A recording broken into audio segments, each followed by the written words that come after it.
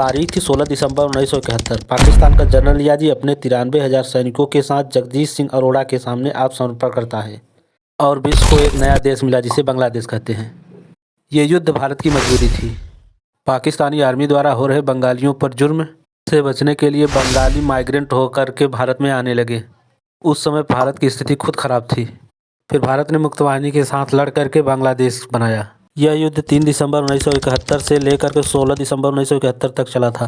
भारत ऐसा कर पाया क्योंकि पीछे से रूस का सपोर्ट था। अगस्त 1971 में भारत और सोवियत संघ के बीच मैत्री एवं सहयोगपूर्ण समझौता होता है। भारत पर हमला होता है तो यह हमला रूस पर माना जाएगा। हालांकि सोवियत ने पाकिस्तान के प्रति नरम रुख अपनाया था। नवंबर 1971 को पाकिस्तान में सोवियत राजदूत ने एक गुप्त संदेश दिया था जिसमें चेतावनी दी थी कि उपमहाद्वीप में तनाव और बढ़ा तो यह पाकिस्तान के लिए आत्मघाती होगा।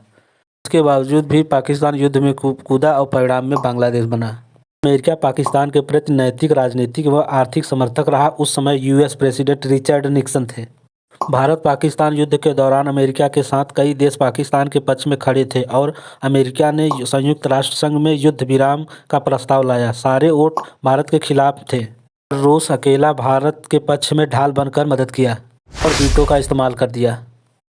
दिल्ली में हुए 9वें रायसीना डायलॉग में एस जयशंकर ने चीन को चालबाज कहा और यूएन में स्थायी सीट का रोड़ा बताया।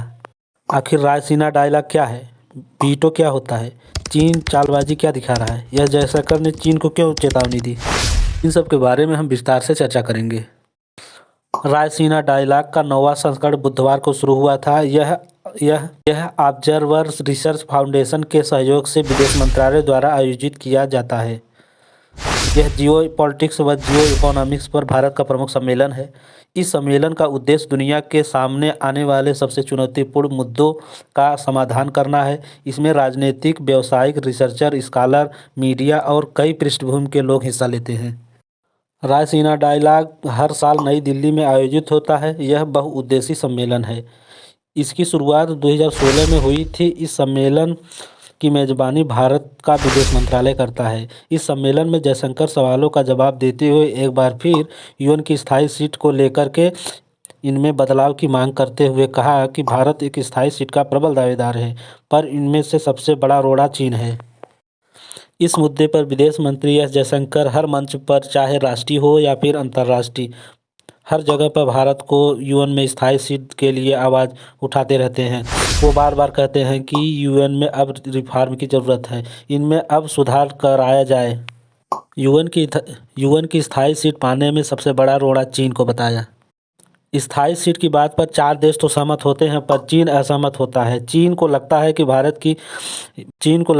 भारत की स्थायी सदस्यता हो जाने पर हमारी एशिया में दबदबा कम हो जाएगी।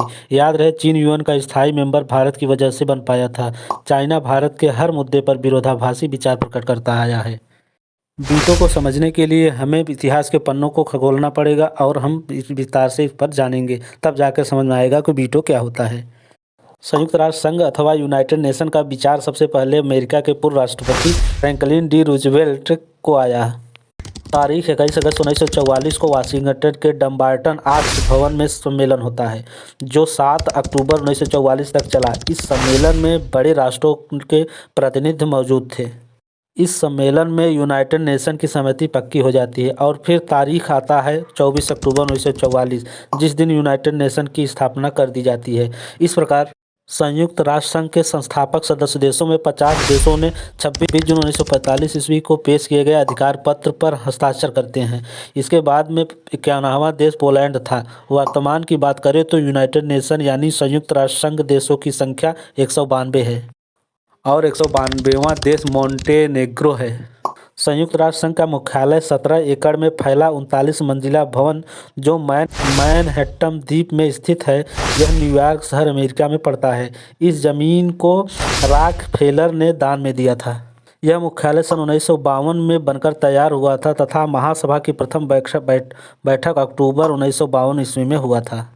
बात करें संयुक्त राष्ट्र संघ की ध्वज की, पृष्ठभूमि हल्की नीली और उस पर सफ़ेद रंग की राष्ट्र संघ का प्रतीक है, जो 2 जैतून की वक्राकार शाखाएं, जिसका मुख ऊपर से खुला है और उसके बीच में विश्व मानचित्र बना है। संयुक्त राष्ट्र संघ की भाषा इंग्लिश, फ्रेंच के अलावा चीन, रसियन, अरबी तथा स्पेनिश है। संयुक्त राष्ट्र संघ का बजट महासभा द्वारा हर दूसरे वर्ष अनुमोदित किया जाता है। इस बजट को महासचिव पेश करता है। संयुक्त राष्ट्र संघ के कुल 6 अंग हैं। पहला महासभा जिसे जनरल असेंबली बोलते हैं, दूसरा सुरक्षा परिषद जिसे सिक्योरिटी काउंसिल बोलते हैं, तीसरा आर्थिक एवं सामाजिक परिषद जिसे इकोनॉमिक एंड सोशल काउंसिल बोलते हैं, चौथा प्रन्यास परिषद जिसे ट्रस्टीशिप बोलते हैं, अंतर्राष्ट्रीय न्यायालय जिसे इंटरनेशनल कोर्ट ऑफ जस्टिस बोलते हैं, छठा सचिवालय है जिसे सेक्रेटेरिएट बोलते हैं।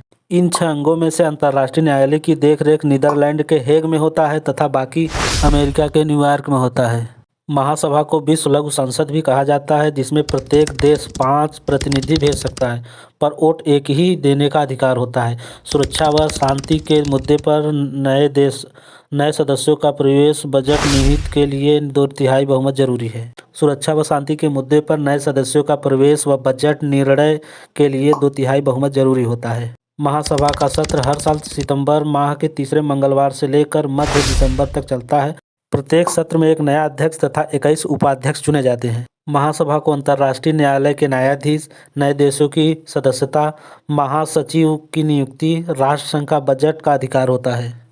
सुरक्षा परिषद एक प्रकार की कार्यपालिका का कार्य करती है। अंतर्राष्ट्रीय शांति और सुरक्षा बनाए रखना संयुक्त राष्ट्र संघ का प्रमुख जिम्मेदारी है। इसे दुनिया का पुलिसमैन भी कहा जाता है।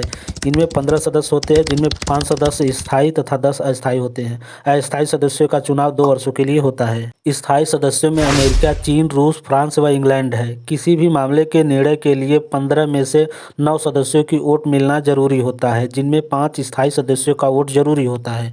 यदि 5 सदस्यों में से किसी एक ने भी वोट नहीं दिया तो मामला का कोई नतीजा नहीं निकलता है। इनके वोट पावर को वीटो कहा जाता है, अर्थात किसी भी मामले को रोकने के लिए इन स्थायी सदस्यों में से कोई एक वीटो पावर कर सकता है।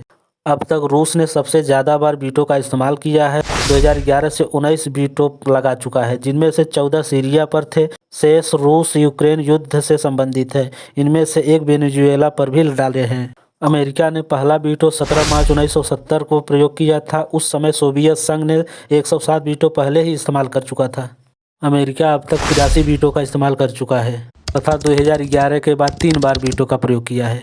ये सभी इजराइल फिलिस्तीन मुद्दे पर हैं। इंग्लैंड का पहला वीटो 30 अक्टूबर 1956 को सुएज संकट के दौरान हुआ था। ब्रिटेन ने कुल 32 बार वीटो का प्रयोग किया है। बात करें चीन की, तो चीन ने 14 दिसंबर 1955 को किया था। चीन ने कुल 16 बार वीटो का प्रयोग किया है। आर्थिक व सामाजिक परिषद की सदस्य संख्या 54 है। इनके सदस्य का कार्यकाल 3 वर्ष का होता है। यह स्थायी संस्था है, पर इनमें 1/3 सदस्य प्रतिवर्ष पदमुक्त हो जाते हैं। इस परिषद की बैठक वर्ष में 2 बार होती है। अप्रैल में न्यूयॉर्क में तथा जुलाई में जिनेवा में होता है। यह विभाग आर्थिक व रोजगार, जनसंख्या व यातायात, संयुक्त राष्ट्र बाल संकट कोष मामले को संभालता है। प्रन्यास परिषद का आशय ऐसे पिछड़े, अल्प विकसित व आदिम दशा वाले प्रदेश व देश के निवासी जो अपने देश का संचालन व शासन चलाने में समर्थ न हो यानी योग्य न हो, तो विकसित देशों की पूरी जिम्मेदारी है कि उनकी बिना किसी स्वार्थ के मदद किया जाए जब तक वो समर्थ न हो जाएं। 3 राष्ट्रों को न्यास का भार सौंपा गया है। उनमें से ऑस्ट्रेलिया, न्यूजीलैंड, ब्रिटेन है। रूस, चीन, फ्रांस स्थायी सदस्य होते हुए भी न्यास क्षेत्र से बाहर हैं। न्यास परिषद में कुल 12 सदस्य हैं, जिनमें से 4 प्रबंधकर्ता, 3 सुरक्षा व 5 निर्वाचित सदस्य हैं। सचिवालय संयुक्त राष्ट्र संघ के दिन प्रतिदिन कार्य को निपटारा करता है। सचिवालय का प्रमुख महासचिव होता है, जो महासभा द्वारा सुरक्षा परिषद की सिफारिश पर 5 वर्ष के लिए चुना जाता है। अंतर्राष्ट्रीय न्यायालय की स्थापना हेग, नीदरलैंड में 3 अप्रैल 1946 को हो गई थी। इनमें 5 अध्याय व 70 अनुच्छेद हैं। इनमें न्यायाधीशों की संख्या 15 रखी जाती है। इनकी नियुक्ति 9 वर्षों के लिए होती है। प्रत्येक 3 वर्ष में 5 सदस्य अवकाश लेते हैं। याद रहे, कोई भी 2 न्यायाधीश एक ही देश के नहीं हो सकते। इस न्यायालय की सरकारी भाषा अंग्रेजी व फ्रेंच है। आई होप कि आपको वीटो के बारे में समझ आ गया होगा। अब आगे चलते हैं। चीन हमेशा से भारत के विरोध में वीटो का इस्तेमाल करते आया है और हर बार पाकिस्तान में पल रहे आतंकवादियों को मदद करता आया है। चीन की नीति एशिया में अपना दबदबा बनाए रखना है तथा विस्तारवादी रणनीति है। चीन भारत के सीमावर्ती इलाकों में बार बार घुसता आया है। भारत विकास न कर पाए, चीन की पूरी कोशिश रहती है।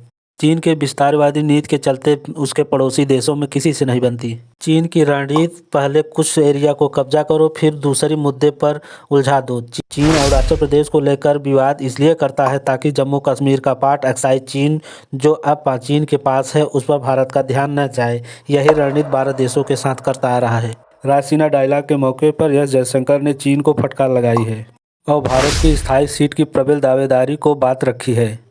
इस पर संयुक्त राष्ट्र संघ के अध्यक्ष भी सहमति बनाए हुए हैं। देखो आगे क्या होता है। तब तक के लिए नमस्कार, जय हिंद, वंदे मातरम।